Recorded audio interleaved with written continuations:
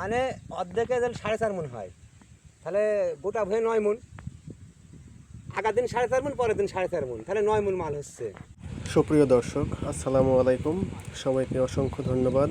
আশা করি ভিডিওটি সবাই শেষ পর্যন্ত দেখবেন। আমরা আজ এসেছি একটি ঢেঁড়সের জমিতে। সবাই আমরা আশা করি ভালো ফলনের, কিন্তু আসলে ভালো ফলন পাইতে হলে সঠিক নিয়মে পরিচর্যা করা লাগে, সঠিকভাবে সার প্রয়োগ করা লাগে। আসলে সব কিছু মানলে তবেই একটা ফসল ভালোভাবে ঘরে ওঠে। তো আসুন আমরা কৃষকের নিজের মুখেই শুনি যে সে কেমন ফলন পাচ্ছে। ওদের বাড়ির পরে ওই ভয়ে আমার 9 মণ মতো মাল পাইছি, হ্যাঁ বুঝলেন, ওই যে ওই ভয়ে মানে অর্ধেকে যদি 4.5 মণ হয় তাহলে গোটা ভয়ে 9 মণ, আগের দিন 4.5 মণ, পরের দিন 4.5 মণ, তাহলে 9 মণ মাল হচ্ছে 1 বিঘে ভয়ে।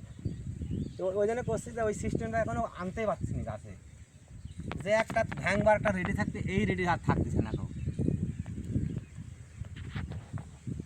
মানে একটা ভাঙতেছি, পরেরটা যা আর হচ্ছে ওইটি ঝুরি যাচ্ছে, দেখতেছে না। আরে যায় দেখি যে 3 বস্তা ভেন্ডি, বাসি ভেন্ডি দেওয়া হয়েছে। এই যে কয়েকদিন আগে ভাঙছিল, তারপরে যে বরুণ দেওয়া